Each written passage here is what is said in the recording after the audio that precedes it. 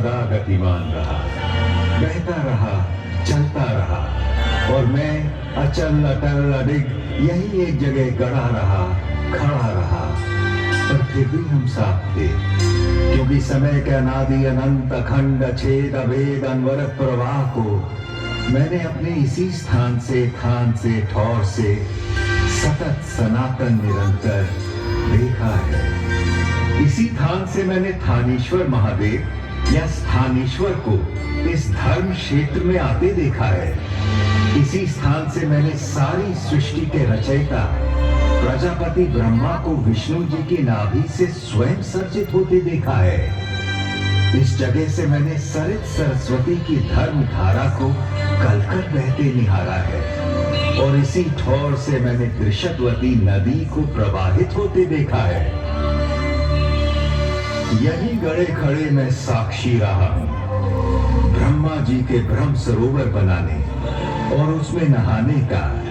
यहीं से मैंने सन्निध सरोवर में 7 सरस्वतियों को समाहित होते अवलोकित किया है, और इस ज्योतिसर से तो मेरा जन्म का नाता है। इस सरोवर के किनारे जन्म लेकर, इसके जल से सिंचित होकर इसी स्थल पर इतिहास को बनते, बिगड़ते, बदलते देखा है। आपके सम्मुख विद्यमान इस वट वृक्ष ने इस पुरातन पवित्र पावन ब्रह्मावर्त में मैंने वेदों को अवतरित होते और पुराणों को विरचित होते देखा है। फिर अष्टांग धर्म स्थापित करने वाले सत्यनिष्ठ दानी दयालु प्रतापी राजा कुरु के समय मैंने क्षेत्र, इस धर्म क्षेत्र को कुरुक्षेत्र कहलाते भी देखा है। भरत कुल और कुरु वंश के वंशज राजा कुरु का समय ऋग्वेद का काल कहलाता था, जब आर्यों के इसी उत्तरवेदी ब्रह्मवेदी आर्याना में अपौरुषेय वेदों का अवतरण हुआ। इस पवित्र भूमि ब्रह्मावर्त में मैंने सहस्त्राधिक हवन कुंडों की यज्ञाग्नि में मंत्रोच्चार के साथ होत्र की समिधा पढ़ते और पूरी धरती को सुगंधित धूम्र से सुवासित होते भी देखा है। फिर कुरुराज के प्रपौत्रों कौरवों और पांडवों के समय मैंने इसी कुरुक्षेत्र को युद्ध क्षेत्र में बदलते देखा है। केवल 5 पद तो मांगे थे पांडु पुत्रों ने, पानीपत, सोनीपत, बागपत, तिलपत और इंद्रपत। पर जब 5 गांव देने से भी मना कर दिया धृतराष्ट्र के पुत्रों ने, तो युद्ध अवश्यम भावी हो गया था। एक ऐसा युद्ध जिसने एक वंश, एक नगर, एक राज्य, एक राजधानी, एक देश, एक संस्कृति, एक युग नहीं, पूरे भारतवर्ष को महाभारत नाम की रक्त रंजित मृत्यु और महानाश के मुख में धकेल दिया था।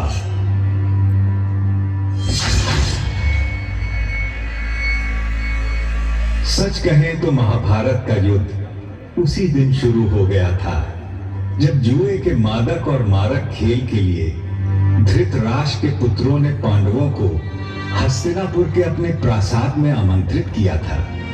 जिसे द्यूत का व्यसन हो, उसे जुए की चौपट से दूर रखना असंभव होता है। पांडवों की ओर से युधिष्ठिर पासे फेंक रहे थे और कौरवों की ओर से मामा शकुनी। एक एक कर सारे गांव गांव, धन धान्य और संपत्ति पांडव हारते चले गए। दूसरे भाइयों ने बड़े भाई को आगे खेलने से रोकने के अनेक यत्न किए, किंतु जैसे ही युधिष्ठिर मानने को होते, शकुनी उन्हें और उकसा देता। ऐसा कैसे हो सकता है कि पांडवों के बड़े राजकुमार के पास एक भी दांव लगाने के लिए कुछ भी न हो?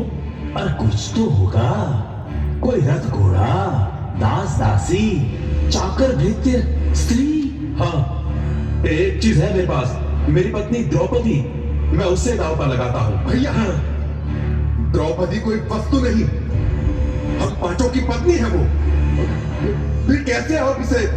ठीक है अर्जुन, तुम उसे जीत कर लाए थे, किंतु द्रौपदी में युधिष्ठिर का भी तो हिस्सा है। अभी इसका 5वां भाग काट कर दाव पर तो नहीं लगा सकते ना। आप पासा फेंक के युधिष्ठिर, इस बार जीत निश्चित आपकी ही होगी।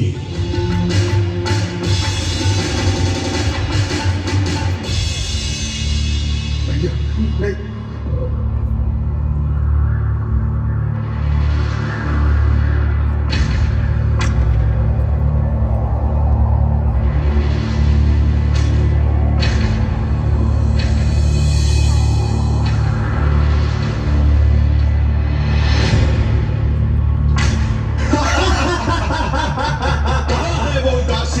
नहीं, सुशासन, उसे इस दरबार में ले आओ।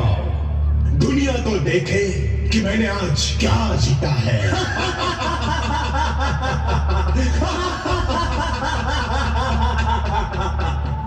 पूरे राजमहल में सन्नाटा पसरा था और उस नीरव मौन में केवल सुयोधन का अट्टहास गूंज रहा था।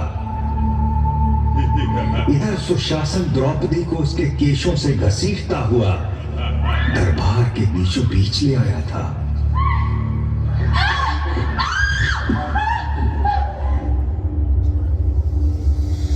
पांच पतियों की पत्नी पांचाली, उस दिन तो तुम्हें ठीक से देख नहीं पाया था, किंतु आज तुझे देखकर मैं अचंभित हूँ रूपवती द्रुपद कन्या। अभी भी ना तूने मुझे ठीक से देखा है, न जाना है, वरना तेरी हिम्मत न होती इस तरह मुझे भरे दरबार में घसीटने की। पापी! सही तो कह रही है। अभी तूने मुझे न ठीक से देखा है, न जाना है। सुशासन, चलो निर्वस्त्र कर दो इस दासी को। बस कर सुयोधन, तेरी हिम्मत कैसे हुई मेरी पत्नी का ऐसा अपमान करने की? सुशासन, दूर हट जा। यदि तूने द्रौपदी को छुआ भी तो मैं तुझे जीवित नहीं छोड़ूंगा। धर्मराज, आप ही बताइए ना, युद्ध में हारी हुई स्त्री पर किसका अधिकार होता है, जीतने वाले का या उसे हार जाने वाले का? अपनी आंखों के सामने इतना अधर्म तो न होने दीजिए धर्मराज। मौनम सहमति लक्षणम। पुत्र सुशासन, निर्वस्त्र कर दो इस दंभी दासी को। क्या कैसा बात किया है आपने धर्मराज? अपनी पत्नी को मनुष्य नहीं, एक सूक्ष्म संपत्ति समझकर दांव पर लगा दिया। रुको इन्हें अर्जुन। नमः भीष्म, आप तो हमारे कुल के सबसे बड़े हैं, रोको ना ये पाप। गुरुवर्य द्रोण, क्या यही सिखाया है आपने आपके शिष्यों को कि इस सभा में एक भी वीर आज एक नारी के अपमान को रोकने के लिए आगे नहीं आ रहा? पिता धृतराष्ट्र, देखिए कि क्या हो रहा है आपके सामने। अंधे हैं, वो कैसे देखेंगे? अगली देखेंगे तो हम आज तुझे। रुको इसे सुयोधन, वरना आज के बाद आने वाली पीढ़ियां तुझे सुयोधन नहीं, दुर्योधन के नाम से जानेगी।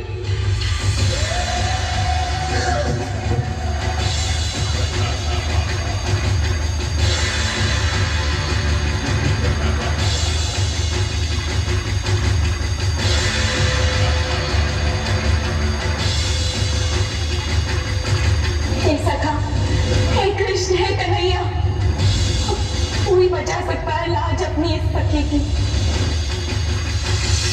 शंख चक्र गदा पाणे मालिका निलयाचितः गोविंद कुंडलीकाक्ष रक्ष मां शरणागतम् कृष्ण द्वारिका वासिन् वासी यादव नंदन इमाम् अवस्थां सम्प्राप्तम् अनाथां किमुपेक्षसे।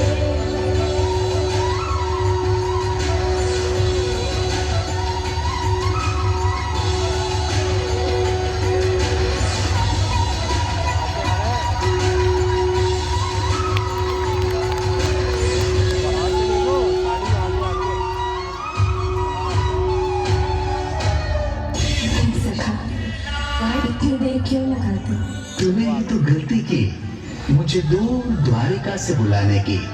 यदि तू कहती मेरे मन बसिया कृष्ण, तो मैं तो तेरे पास ही था, तेरे साथ ही था, तुझ में ही था सखी।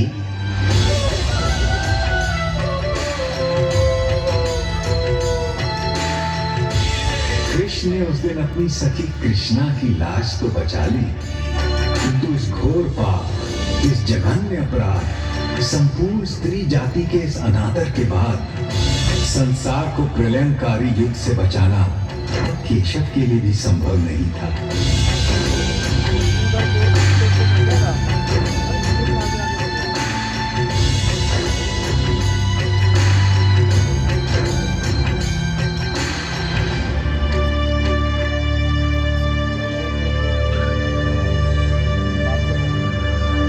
कुरुक्षेत्र को युद्ध क्षेत्र बनाने की तैयारी में तमाम जंगल जलाए जाने लगे, पेड़ काटे जाने लगे। सौभाग्य से पता नहीं कैसे मैं उस दिन बच गया, या दुर्भाग्य से, क्योंकि अगले 18 दिनों में जो नरसंहार, जो रक्तपात, जो छलबल, जो नृशंस हत्याएं, जो मूल्यों का हनन, जो मानवता का पशुवत चेहरा मैंने देखा, उससे अच्छा था कि मुझे भी काट डाला गया होता या जला दिया गया होता। किंतु सबसे विस्मयकारी, विलक्षण और विचित्र था युद्ध का पहला दिन। कौरवों पांडवों की 18 अक्षौहिणी सुसज्जित सेनाएं यहीं सामने के मैदान में एकत्र होने लगी।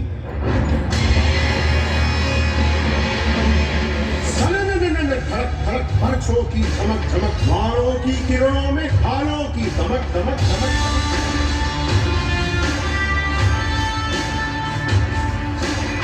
अश्वों की खड़क खड़क खड़क खड़क खड़क खड़क, रथध्वज की लहक लहक लहक लहक लहक लहक, मृत्यु आलिंगन को वीरों की ललक ललक, सेना की तड़क भड़क, ललकारे चहक चहक। तूने हो गर्व से जो जीत दिखे झलक झलक झलक झलक, गज सेना धमक धमक धमक धमक धमक, अग्नियस्त्र धधक धधक धधक धधक। जय जय जय गौरव कहीं पांडव जय घोष धड़क, जय जय जय गौरव कहीं पांडव जय घोष धड़क, जय जय जय गौरव कहीं पांडव जय घोष धड़क।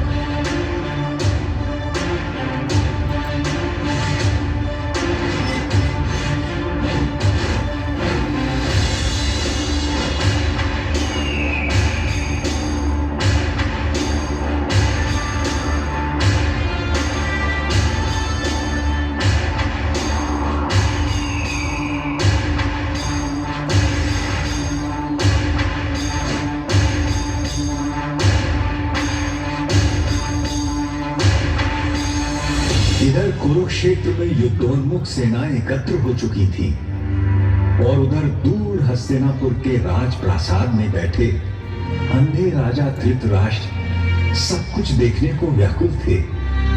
देखना तो दुर्भाग्य से असंभव था जन्मांध राजा के लिए, किंतु कदाचित उनके अंधेपन की प्रतिपूर्ति के लिए ही उनके रथवाहक संजय को दिव्य दृष्टि का वरदान था, जिससे वो दूर की चीजों को देख सकते थे। व्यथित धृतराष्ट्र ने संजय से पूछा, धर्म क्षेत्र कुरुक्षेत्र में जब मेरे और पांडु के बेटे युद्ध के लिए एकत्र हो गए हैं, तो संजय उन्होंने क्या किया है?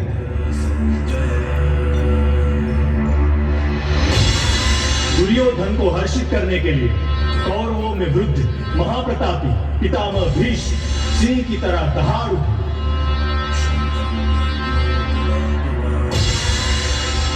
और उन्होंने युद्ध का शंख फूंक दिया है। उनके इंगित पर अनेक शंख, रणभेरियां, ढोल, मृदंग और रणसिंगे एकाएक बज उठे हैं। दूसरी ओर श्वेत अश्व वाले बड़े रथ में आरूढ़ धनुर्धर अर्जुन और उनके सारथी माधव कृष्ण बैठे हैं। उन दोनों ने भी अपने अपने दिव्य शंख पांचजन्य और देवदत्त बजा दिए। उधर भीम ने अपना पौंड्र शंख बजाया तो युधिष्ठिर ने अनंत विजय में फूंक मार दी। पांडवों की ओर से और भी अनगिनत शंख बज उठे हैं स्वामी, और उनके विस्फोटक कोलाहल आकाश धरती कंपित हो और आपके पुत्रों के साथियों और समर्थकों के हृदय भी कांप गए हैं महाराज। जब पांडु पुत्र अर्जुन ने देखा कि अस्त्र शस्त्र चलने ही वाले हैं तो उसने भी अपना धनुष गांडीव उठा लिया, किंतु तभी एक विचित्र बात हुई। अर्जुन ने अपने सारथी ऋषिकेश कृष्ण से कहा कि वो उनके रथ को दोनों सेनाओं के बीचों बीच ले जाएं, ताकि वो देख सकें कि उन्हें किस किस से लड़ना है, किन्हें मारना है, किन पर विजय प्राप्त करनी है। और अच्युत उनका रथ लेकर आगे बढ़ चले हैं।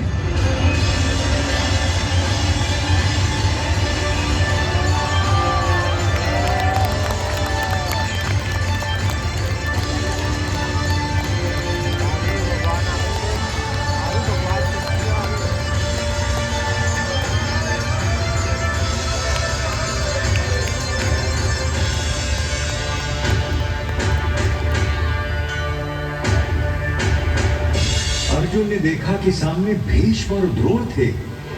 उसने देखा कि सामने खड़े सभी शत्रु योद्धा उसके पुरखे और दादा हैं, उसके आचार्य और मामा हैं, भाई बेटे पोते और पूरे जीवन के संगी साथी हैं।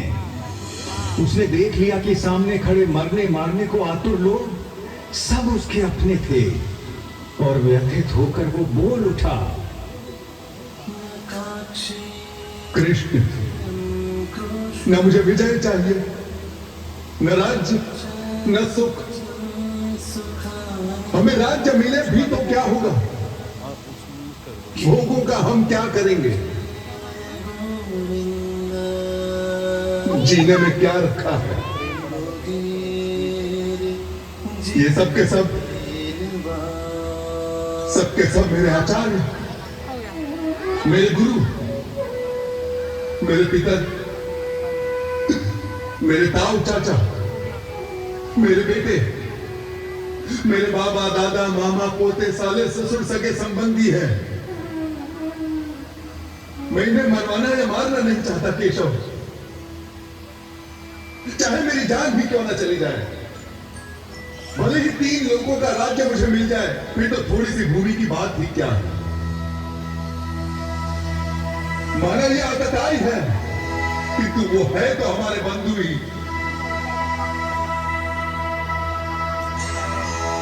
अपने कुटुंबियों को मारकर माधव हम सुखी कैसे हो सकते हैं?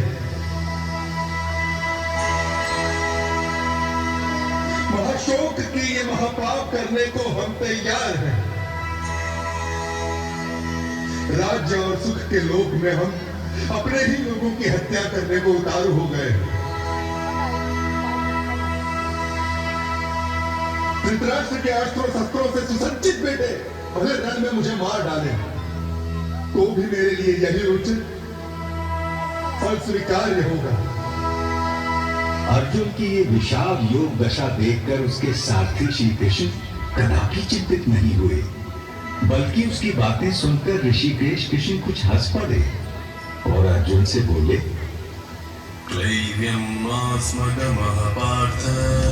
कायर मत बन पार्थ, यह तुझे शोभा नहीं देता। हृदय की शुद्ध दुर्बलता को त्याग दे और उठ खड़ा हो जा। तू तो परंतप है, तेरा काम है शत्रुओं को हराना, बैरियों को मारना। इस देह में आकर हमारी आत्मा बचपन, जवानी, बुढ़ापा इन सभी अवस्थाओं को प्राप्त करती है और फिर एक देह से निकलकर दूसरे देह में चली जाती है। इस देह परिवर्तन को देखकर कोई भी धीर बुद्धि व्यक्ति कभी भ्रमित नहीं होता है अर्जुन। जैसे पुराने कपड़ों को उतारकर मनुष्य नए कपड़े पहन लेता है, उसी प्रकार आत्मा भी पुराने शरीर को त्याग कर नया शरीर धारण करती है। इस आत्मा को ना तो शस्त्र काट सकता है और ना आग इसे जला सकती है, ना इसे पानी भिगा सकता है और ना ही हवा उसे सुखा सकती है। यूं सांख्य योग की बारीकियों को आगे समझाते हुए कृष्ण बोले, कुरुनंदन,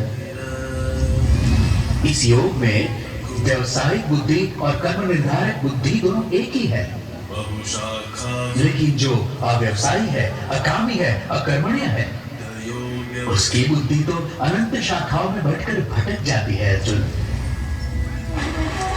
और फिर देवकी नंदन श्री कृष्ण ने वो शब्द कहे जो आज तक हर भारतीय के मन मस्तिष्क में गुंजायमान रहते हैं।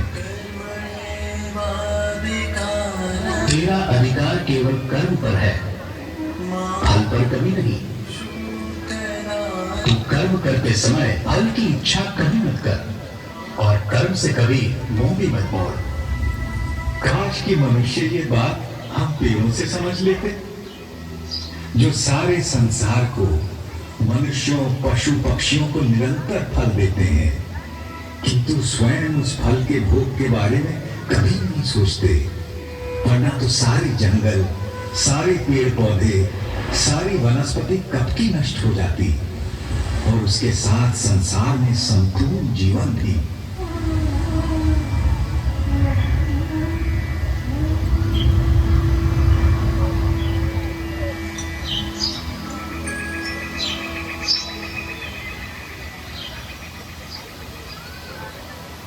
आपकी बातें मिली जुली सी है जनार्दन, और आप मुझे भ्रमित कर रहे हैं।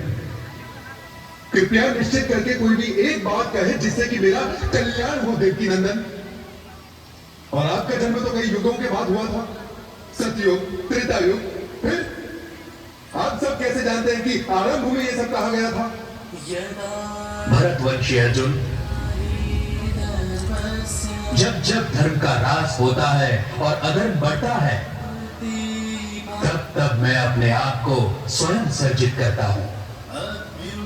भले लोगों की रक्षा के लिए, बुरों के नाश के लिए और धर्म की स्थापना के लिए मैं बार बार अवतार लेता हूं, हर कल्प में होता हूं। मत्स्यः कूर्मो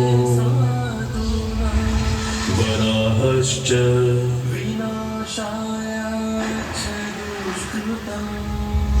नृसिंहो वतः वामनः रामो